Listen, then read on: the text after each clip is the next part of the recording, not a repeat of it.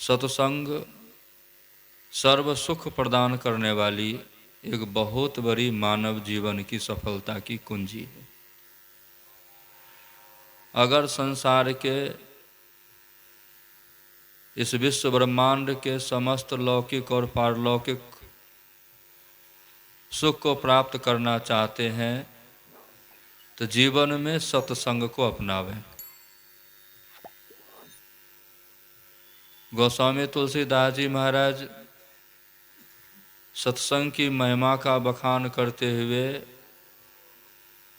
योग योनि ही नहीं भोग योनि तक को इसके सुख का पैमाना बता दिया। अगर वो किसी भी योनि में येन केन प्रकारेण किसी भी तरह से संत और सत्संग से लगाव रखा है तो उनको महाफल की प्राप्ति हुई है। जलचर थलचर नवचर नाना जे जर चेतन जीव जहाना मति कीरति गति भूति भलाई जब जेहि जतन जहाँ जेहि पाई सो जानव सत्संग प्रभाव लोको वेदना आनु पाओ। और मनुष्य तो जल में चलने वाला है नहीं, आकाश में चलने वाला है नहीं, चाहे जल में चलने वाले जलीय जीव ही क्यों ना हो, चाहे इस पृथ्वी पर चलने वाले पृथ्वीय जीव जंतु ही क्या न हो, आकाश में चलने वाले आकाशीय जीव जंतु ही क्यों न हो, किसी भी प्रकार की योनि को प्राप्त कर उन्होंने अगर संत और सत्संग से नेह और श्रद्धा लगाई, उनके वचन के अनुसार उनके आज्ञा के अनुसार चले और चलने की कोशिश किए तो उनको महाफल की प्राप्ति हुई है। पृथ्वी पर चलने वाली एक जीव का उदाहरण रामचरितमानस में आता है ना। सबरी पूर्व जन्म में खिखिरनी थी। क्या थी? खिखिरनी। खिखिरनी कहते हैं गिलहरी को। खिखिरनी किसको कहते हैं? गिलहरी को। अब गिलहरी थी लेकिन अनायास भगवत कृपा हुई उनके ऊपर, संत का जूठन ग्रहण कर ली। अब विचारने योग्य तथ्य यह है, हम लोग मनुष्य योनि को प्राप्त करके भी संत के जूठन से जीवन में जितना बदलाव होना चाहिए नहीं हो पाता है। लेकिन वो भोग योनि को प्राप्त कर जीवात्मा खिखरनी ना, जीवात्मा के स्वरूप में जो खिखरनी, जीवात्मा जो खिखरनी के शरीर में थी, वो संत का जूठन प्रसाद पाई। अच्छा, कितना श्रद्धा विश्वास होगा कि 2 4 10 जन्म नहीं, दूसरे जन्म में ही वो सृष्टि के सिरमौर मनुष्य शरीर को प्राप्त कर गई। इतना ही नहीं, राज परिवार में राजकुमारी के रूप में जन्म ली। कितना बड़ा इस सत्संग का प्रभाव उनके जीवन में पड़ा। एक ऐसे राजकुमार के साथ उनका विवाह हुआ, वो राजकुमार भी सत्संगी थे। सत्संग भजन करने में उनको कोई मनाही नहीं थी, संत सेवा की छूट थी, सत्संग की छूट थी। बाहर जाने की मनाही थी, थोड़ा लोक लाज की वजह से। तुम कोई साधारण महिला नहीं हो, साधारण नहीं हो, तुम राजकुमारी से राजरानी बनी हो, चलो तुमको सत्संग से विशेष स्नेह है तो मैं तुम्हारे लिए सत्संग भवन बनवाए देता हूँ। बनवा दिया था कि नहीं बनवा दिया था? और गांव में नगर में ढिंढोरा पिटवा दिया था। जो कोई भी साधु महात्मा आवेंगे उनके ऊपर विचार नहीं करना है कि अच्छा है कि बुरा है, ज्ञानी है क्या ज्ञानी है न, जोगी है कि भोगी है इससे मतलब नहीं। कोई भी साधु आए मेरे कान में खबर देना, क्योंकि हमारी धर्म पत्नी साधु सेवा में तल्लीन रहती है। साधु सेवा से उनका मन बड़ा प्रसन्न होता है, और इसीलिए जो है खबर करना, मैं उस संत को, उस साधु को बड़े आदर के साथ अपने सत्संग भवन में लाऊंगा, और यथासंभव उनकी सेवा शुश्रूषा भी होता भी था।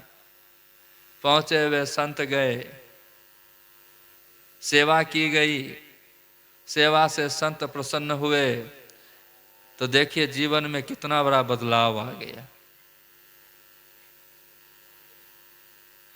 इसलिए जीवन में सत्संग अवश्य करना चाहिए। सत्संग अज्ञानता को दूर कर देती है। अगर जीवन में अज्ञानता है तो आपको ना तो धन सुख दे सकता है, ना तो आपको संतान सुख दे सकता है, ना तो आपको पद सुख दे सकता है, और अज्ञानता में किए हुए धर्म भी आपको सुख प्रदान नहीं कर सकता। धन पद और संतान तो सुख दे ही नहीं सकता। अगर अज्ञानता बस हो करके अगर हम आप लोगों ने धर्म का संपादन किया, अज्ञान बस किया हुआ धर्म भी हमको सुख प्रदान नहीं कर सकता। इस अज्ञानता को दूर करने के लिए इस संसार में सत्संग ही एक ऐसा साधन है जो हर एक प्रकार के अज्ञानता को, हर एक प्रकार के विघ्न को, कठिनाइयों को, संशय शंका को, बाधा को दूर करने में सामर्थ्यवान है। इसलिए संत कबीर साहब ने कहा, सत्संगति सब विधि सुखदाई, श्रद्धा है। आने दीजिए, श्री सदगुरु महाराज की जय। सत्संगति सब विधि सुखदाई, पाप गगरिया फूटे, अब बिनु सत्संग कुमति नहीं छूटे। अगर जीवन में हर एक प्रकार के सुख को प्राप्त करना चाहते हैं तो सत्संग कीजिए। सुख कैसे मिलेगा? जब दुख भागेगा, दुख फटेगा, दुख फूटेगा, तभी ना सुख मिलेगा। और सत्संग के प्रभाव से दुख का जो मूल है वो है पाप, वो है अज्ञानता। और पाप खत्म हो गया, सत्संग शुरू हो गया, पाप खत्म हुआ तो दुख खत्म हुआ, सुख मिलना शुरू हो गया। अब बिनु सत्संग कुमति नहीं छूटे। चाहे जाओ काशी या चाहे जाओ मथुरा, हृदय की मोह ग्रंथि नहीं टूटे। कहीं क्यों ना चले जाइए, किसी भी तीर्थ में, किसी भी धाम में, किसी भी मठ मंदिर में क्यों ना चले जाइए। ये मोह की जो ग्रंथि है ना, ये मेरा है, ये तेरा है, ये अपना है, ये पराया है ना। ये मेरा है, ये तेरा है, ये अपना है, ये पराया है, ये मुझे चाहिए, ये मैंने किया, ये मुझे चाहिए, ये मैंने नहीं किया, ये तुमको जरूरत नहीं है, ये तुमने नहीं करके दिया है, इसलिए तुम्हारा नहीं है, तुम्हारा इस पे हक अधिकार नहीं है। इस तरह से जो बात मन में जब से उठना शुरू हुआ ना, तब से दुख का बीज पड़ गया। बिनु सत्संग न हरि कथा, ते ही बिनु मोह न भाग, मोह गए बिनु राम पद, हो या न दृढ़ अनुराग। अभी हम लोगों ने रामचरितमानस सार सटिक सप्तम सोपान उत्तर कांड से जो पाठ श्रवण किया राम भक्ति के विषय में, लेकिन राम भक्ति कब करने की योग्यता आवेगी हम में? जब हम सत्संग करेंगे। जब हम हरि कथा का श्रवण करेंगे, गुरु कथा का श्रवण करेंगे, संत कथा का श्रवण करेंगे, बात एक ही है, नाम अलग अलग है। संत कथा कहिए, हरि कथा कहिए, गुरु कथा कहिए। संत कथा में भी जाएंगे तो भक्त भगवंत की चर्चा सुनने को मिलेगी, हरि कथा में भी जाएंगे तो भक्त भगवंत की ही चर्चा सुनने को मिलेगी, और गुरु कथा में भी जाएंगे तो भक्त भगवंत की ही चर्चा सुनने को मिलेगी। हाँ, जब तक कि ये सत्संग कथा को अपने जीवन में नहीं अपनावेंगे, बिनु सत्संग न हरि कथा, ते ही बिनु मोह न भाग, इसके बिना हमारी अज्ञानता, हमारा स्वार्थ ये दूर होने वाला नहीं है। मोह गए बिन राम पद, अज्ञानता ही नहीं गई, स्वार्थ ही नहीं गया।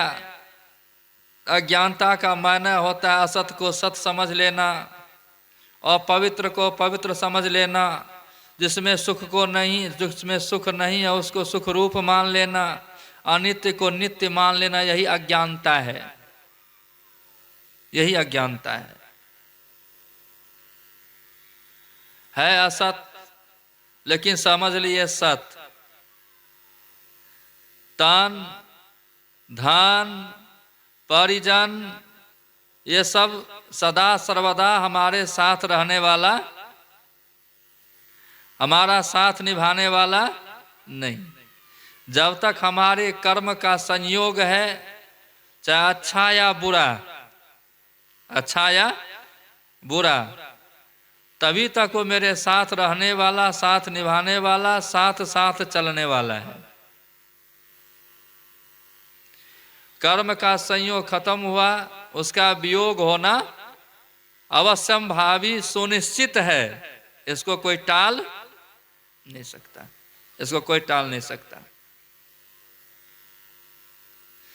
ये शरीर और संसार विनाशी है, असत्य है। जो विनाशी है वो क्या है?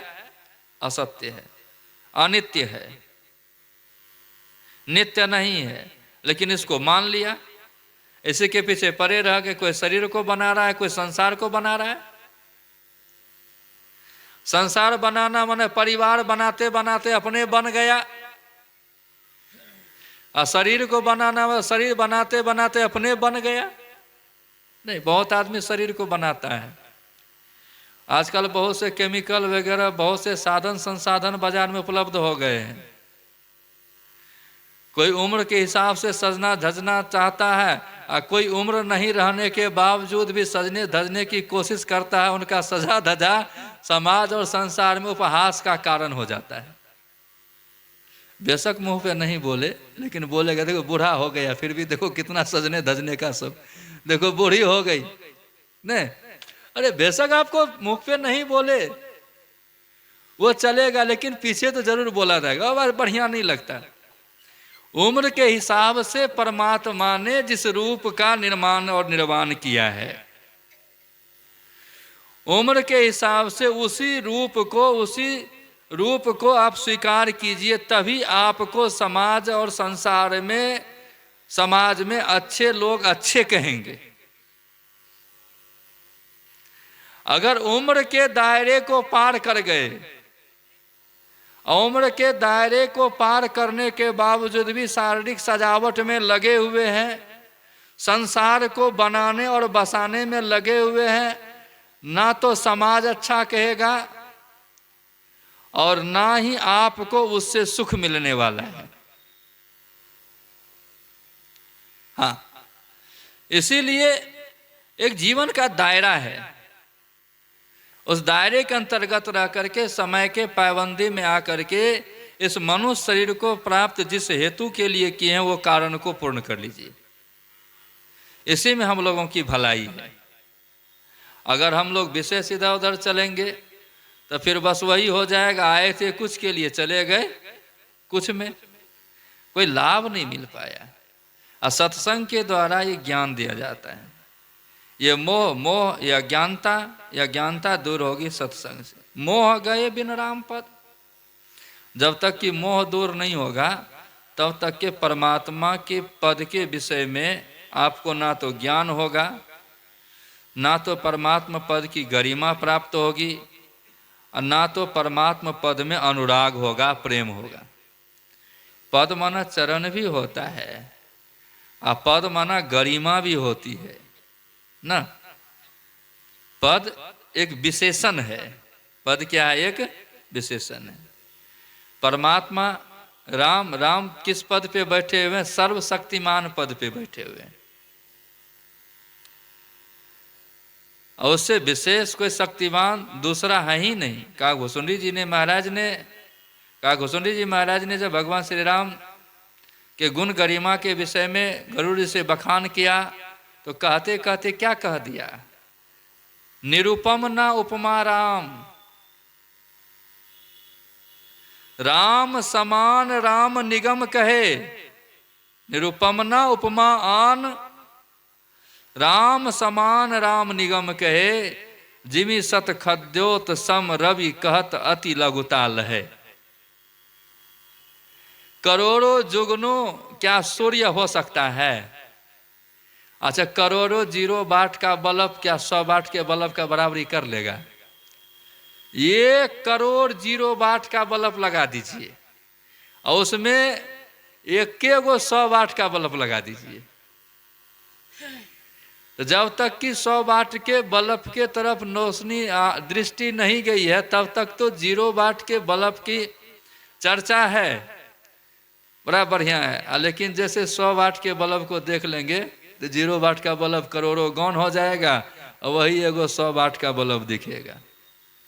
उसी तरह से करोड़ों हम आप लोग पूजा पाठ इत्यादि क्यों ना कर लें, करोड़ों तीर्थ व्रत क्यों ना कर लें, करोड़ों यज्ञ हवन क्यों ना कर लें, अगर जीवन में सर्वशक्तिमान योगेश्वर हरि की अगर गुरु युक्ति संत युक्ति के द्वारा, उनका ध्यान, उनका सत्संग के द्वारा, उनकी योग्यता का पैमाना, उनके सर्वव्यापकता का ज्ञान अगर नहीं हुआ तो सब बेकार हो जाएगा। कोटि कोटि तीर्थ करे, कोटि कोटि करे धाम, करोड़ों करोड़ आप धाम में चले जाइए। लेकिन अगर संत के पास आ गए, सत्संग सुन लिए, आपका सब काम भी बन जाएगा, और आप उस परमात्मा का भजन भी करने में लग जाएंगे जिसके लिए ये शरीर मिला है। बहुत आदमी के कहने के बहुत आदमी हम लोगों को पूछता है, आप लोगों को पूछता होगा, कहता होगा, अरे सत्संग से जीवन को क्या लेना देना है? नहीं, ये तो बैठारी आदमी का काम है। नहीं, कभी कभी सुनने को मिलता है तो कामचोर का काम है कि जाके सत्संग में चुपचाप बैठ जाओ। एक तो बैठारी, दूसरा कामचोर। अरे सत्संग का जीवन में क्या महत्व है? गुरु महाराज कृपा से एक सेवा मिली हुई है हमको, उस सेवा में थोड़ा व्यस्त हैं।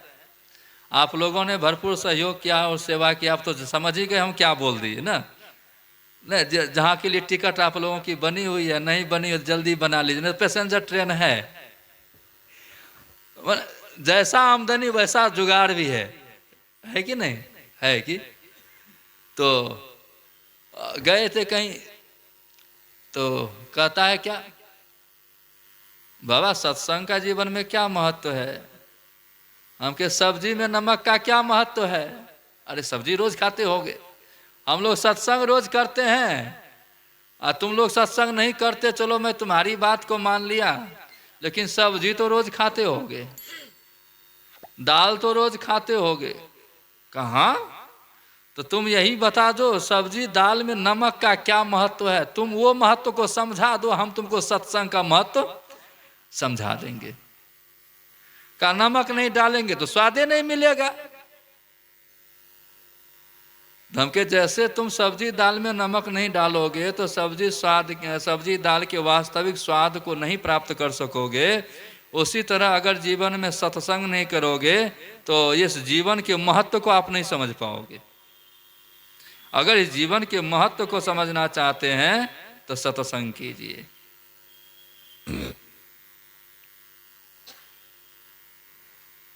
एक एक जीव एक एक विषय के कारण जान गंवा देता है। और मनुष्य पांचों विषय के पीछे दौड़ता है। पंच विषय जिनको तन्मात्रा भी कहते हैं, रूप रस गंध स्पर्श और शब्द। रूप की ही उतनी आवश्यकता है जितनी आवश्यकता हम मनुष्यों को शब्द की दिख पड़ती है। शब्द की भी उतनी आवश्यकता है जितनी आवश्यकता हम मनुष्यों को गंध की भी दिख पड़ती है, स्पर्श की भी दिख पड़ती है, रस की भी दिख पड़ती है ना। पंच विषय के पीछे हम लोग दौड़ते रहते हैं, भागते रहते हैं, जहां मन तहां जाते आते रहते हैं। वास्तविक में विषय सुख रूप तो है नहीं। गुरु महाराज ने विषय को दुख रूप बता दिया है। लेकिन देखिए परमात्मा की माया, ये पंच विषय की प्राप्ति हेतु कई प्रकार के देवी देवताओं को नियुक्त कर दिया है। जिसको रूपवान बनना है, अमुक देवता की देवी की पूजा करे न। जिनको विद्वान बनना है, धनवान आदि बनना, ये सब विषय में नाता है।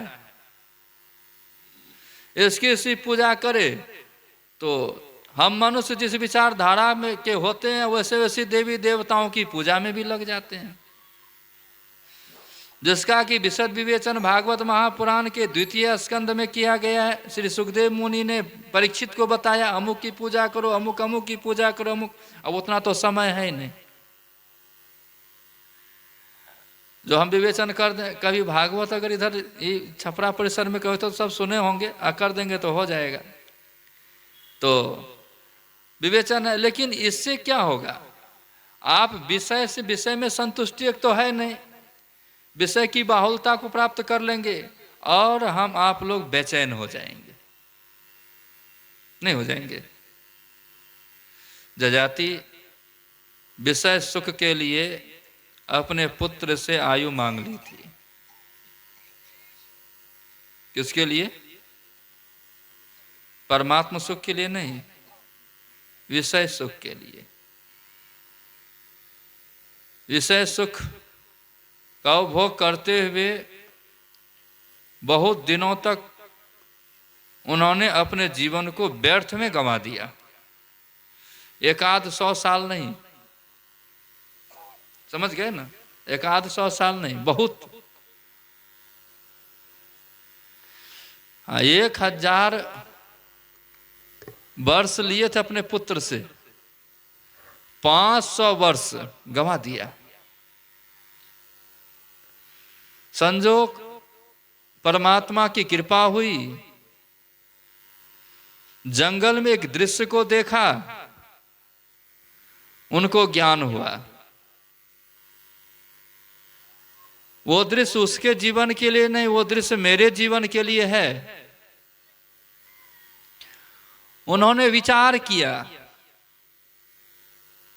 विचार करने के बाद एक दृढ़ निश्चय पे आए, आ करके अपनी बची हुई आयु अपने पुत्र को प्रदान कर दिया। पुत्र से जो आयु ली गई थी, पुत्र की बची हुई आयु पुनः पुत्र को प्रदान कर दिया और योग साधन में अपने जीवन को समर्पित कर दिया। अगर विषय में सुख मिलता, विषय में सुख होता, तो क्या ययाति कभी भी उस आयु को लौटाता? नहीं लौटाता, नहीं लौटाता। इसीलिए विषय में सुख नहीं है, विषय में शांति नहीं है, लेकिन हम मनुष्य पंच विषय से घिर चुके हैं।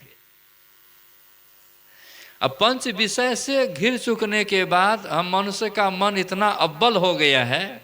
अव्वल जानते हैं ना, मनमानी, मजबूत, जैसा जैसा कहता वैसा वैसा करते चले जाते हैं और उसका फल तो हम जीवात्मा को भोगना पड़ता है ना? नहीं भोगना पड़ता है, भोगना पड़ता है। और इससे हटने के लिए कोई देवी देवता की भक्ति से हमको सुख तो मिल सकता है कि शांति नहीं मिलेगी। वैसे करिए तो अनंत सुख को भी प्राप्त नहीं कर पाएंगे देवी देवता की भक्ति से। हाँ, क्षणिक सुख को प्राप्त कर सकते हैं, लेकिन नित्य सुख की प्राप्ति देवी देवताओं की भक्ति के द्वारा नहीं होगी। और जब मनुष्य इसमें रम गया और बेचैन हो गया तो साधु महात्माओं को चिंता हो गई। नहीं, देखते हैं धीरे कभी कभी समाज गांव सबसे बहुत आदमी जाता है, बाबा हमको हो गया हो गया। हम लोग कभी कभी सोचते हैं, ये कैसे बेचैन हो गया भाई? वो ध्यान भजन से दूर हो रहा है, नहीं आध्यात्मिक ज्ञान से दूर हो रहा है, इसीलिए बेचैनी महसूस हो रही है। इसको अध्यात्म की तरफ ले चलो। किन की तरफ ले चलो? अध्यात्म की तरफ। अध्यात्म की ओर बढ़ो, आत्मा का ज्ञान होगा, दुख का नाश होगा। अध्यात्म की ओर चलो, लेके चलते हैं। तब संत मुनियों ने उस समय ससमय एक बैठक की।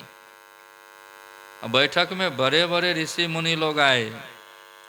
शिव आज शोक सानकादिक नारद, जे मुनि ब्रह्म विचार विशारद, सब कर मत खगनायक यह, अकरिय राम पद पंकज यह। उस बैठक में शिव जी आए।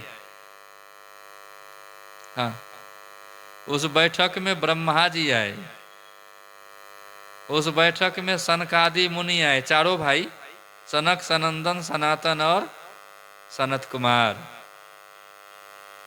उस बैठक में नारद मुनि आए। ये सब प्रमुख चेहरा है, इसीलिए 4-5 चेहरा को दर्शाए गोस्वामी जी, काकभूषुंडी जी महाराज की वाणी को लेकर के। उसके बाद और किन्हीं को नहीं छोड़ा, जे मुनि ब्रह्म और जितने भी साधु मुनि लोग थे, ऋषि मुनि लोग थे, जो ब्रह्म विचार में प्रवीण थे, ब्रह्म विचार में प्रवीण था, वास्तविक में उस ब्रह्म, उस परमात्मा का विचार करके उनके प्राप्ति को उपाय जान करके, यत्न जान कर उस पथ पे चल रहे थे। और सबको बुलाए, बुला करके बैठाए और सबका विचार लिया। क्या अमुक चीज के लिए अमुक देवता की पूजा करनी चाहिए, अमुक चीज के अमुक देवता की पूजा करनी चाहिए, क्या देवता की पूजा से मुक्ति मिल जाएगी, क्या देवी देवता की पूजा से शांति मिल जाएगी, क्या देवी देवता की पूजा से सुख तृप्ति मिल जाएगी? तो कोई देवी देवता, कोई संत भगवंत का कहना ये उस बैठक में नहीं हुआ। एक बार में निर्विरोध पास हो गया। सब कर मत खगनायक यह, अकरिय राम पद पंकज नेहा। सबका यही मत है, यही विचार है कि परमात्मा के चरणों की सेवा करें। और हमारे दादा गुरु हुए परम संत बाबा देवी साहब। परम संत बाबा देवी साहब ने कहा, परमात्मा का चरण क्या है जिससे कि नेह लगाना है? तो परमात्मा का चरण है बिंदु। क्या है? बिंदु। और जो बिंदु ध्यान के द्वारा प्राप्त होगा, अगर बिंदु ध्यान नहीं करेंगे तो बिंदु की प्राप्ति होगी? नहीं होगी ना। अगर उस एक बिंदुता की प्राप्ति हो गई, बिंदु ध्यान के द्वारा उस बिंदु को देखना सुनना प्रारंभ कर दिए, तो परमात्मा का चरण दिखने लगा, दिखने लगा। और उसके तरफ हम आगे बढ़े। सब कर मत खगनायक यह, करिय राम पद पंकज नेहा। इतना ही नहीं, सबका कहना यही है। श्रुति पुराण सद ग्रंथ कहा ही, राम भगति बिना सुख न। जब तक कि उस राम की भक्ति नहीं करेंगे तब तक सुख मिलने वाला नहीं है। उस राम की भक्ति करें कैसे? भक्ति की शुरुआत समर्पण से होता है।